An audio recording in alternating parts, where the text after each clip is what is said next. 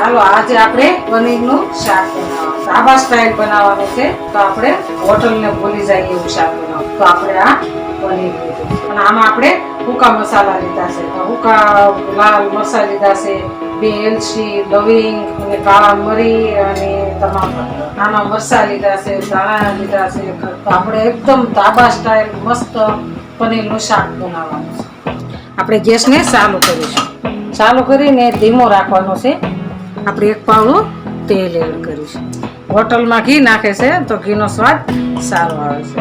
તો આપણે 1 ચમચી ઘી એડ કરીશું. આપણે હુકા મસાલા લઈ લીધા છે.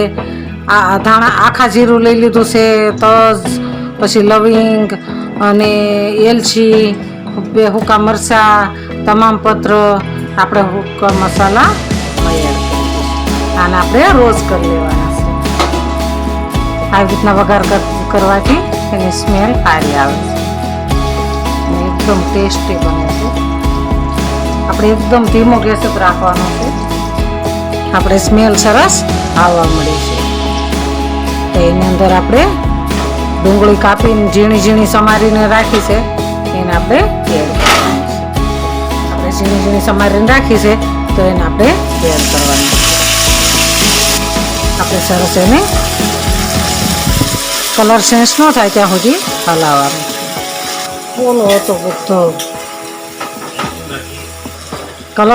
કલર ચેન્જ થાય ત્યાં સુધી એને ધીમા ગેસે હલાવવાનું છે. આપણે એમાં આદુ લસણની પેસ્ટ એડ કરી દઈશું. એકદમ સુગંધ મસ્ત આવવા મળી છે. એકદમ ધાબા સ્ટાઇલ મસ્ત ઘરે બનાવીને એક વખત ખાશો ને એટલે તમે હોટલને ભૂલી જશો એવું સરસ શાક બને. તો આપણે એવું શાક બનાવવાનું છે. આપણે કલર ચેન્જ થવા મળ્યો છે. સરસ આપણે ધાબા સ્ટાઇલ પનીરનું શાક બનાવવાનું છે. એકદમ મસ્ત બનાવવાનું છે. આવી રીતના બનાવશો ને એટલે એકદમ સરસ બનશે, ખાવાની મજા આવે. તમે પરોઠા હારે ખાઈ શકો અને બટર રોટી બનાવી હોય તો એને હારે ખાઈ શકો. બેયની હારે તમને મજા આવશે ખાવાની. આપણે ડુંગળી એકદમ રોસ્ટ થઈ ગઈ છે, એકદમ મસ્ત. આપણે થોડી હળદર એડ કરીશું. 1 ચમચી ધાણા જીરું એડ કરીશું. 1 ચમચી આપણે મરચું એડ, 1.5 ચમચી મરચું એડ કરીશું. 1.5 ચમચી આપણે ગરમ મસાલો સરસ આપણે હલાવી દેવાનું છે. એકદમ ધીમા ગેસે થવા દેવાનું છે. મસાલા આપણે દાજીને આપણા મસાલા સરસ સડી ગયા છે. સુગંધ એકદમ મસ્ત આવવા મળી છે. તો આપણે એમાં ટમેટાનું ગ્રેવી કરીને નાખી દઈશું અને આપણે થોડુંક હલાવીને આપણે એમાં થોડુંક પાણી એડ કરવાનું છે.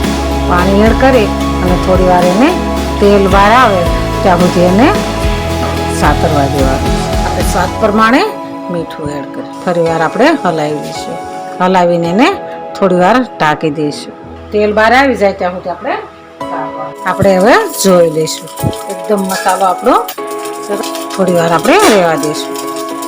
આપણે સરસ તેલ આવી ગયું છે ઉપર અને ગ્રેવી સરસ બની ગઈ છે. એકદમ સરસ થઈ ગયું છે. તેલ ઉપર આવી ગયું.